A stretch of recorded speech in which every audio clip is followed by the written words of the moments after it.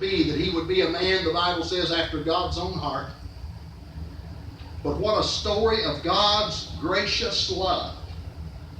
That Ruth got into the family of God is undeserving as a person like me and you. Nobody here tonight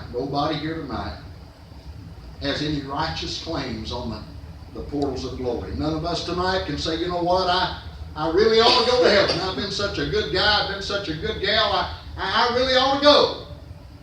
You know, we have sayings that betray us in our society. One of them, people say, you know, somebody mess up, and you know what our response to that is? Why, everybody's entitled to one mistake. Can you prove that out of the Bible? Everybody's entitled to one mistake, really? I mean, that sounds good. That soothes our conscience. That's a salve for us. We all like to say that because we know we've been guilty of more than one.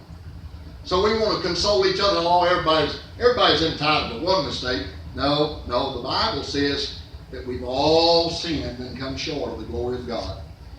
As I said this morning, he says there is none righteous, no, not one.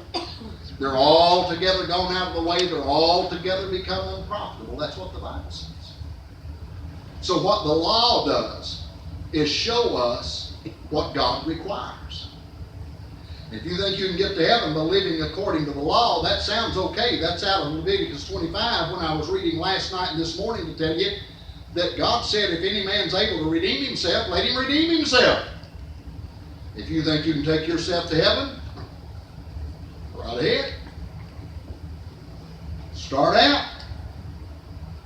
See how far you can go without the condemnation of the law of God crushing in on you. Yes. How far can you walk without the God of the universe saying, you have failed me. Yes. You've come short of my demands, my just demands. My holy law is hanging over your head. The law wasn't sent to save you. The law was sent to show you your sinfulness. And so you'll turn to Christ and say, Lord, I'm lost. The word that comes to my mind when I look at the law of God is the one word, guilty. Guilty, Lord, I'm guilty. But I run to the cross and I find one there that says, I have purchased you with my blood. As our heavenly Boaz, he was a mighty man of wealth. And he loved his church. He loved his bride. He's seen us at our worst. He's seen us when we were spotted by the sins of the world. But he loved us and drew us unto himself and bought us with nothing less than the price of his own life's blood.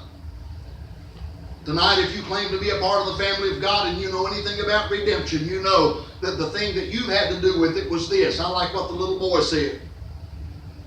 He went into a church one time and made a profession of faith, and some of the older men didn't think the little boy was old enough to know what he was doing. And they said, son, won't you tell us about your salvation? And he said, well, I did my part and God did his part. And they said, well, what do you mean by that? He said, well, my part was the sinning and God's part was the saving. That's exactly what you've contributed to yours. You've contributed the sin just like I have. You ever feel like, well, I don't know whether I've done enough good to know. I told you this morning, you've not done enough good things. You'll never do enough good things. You'll never think enough good thoughts.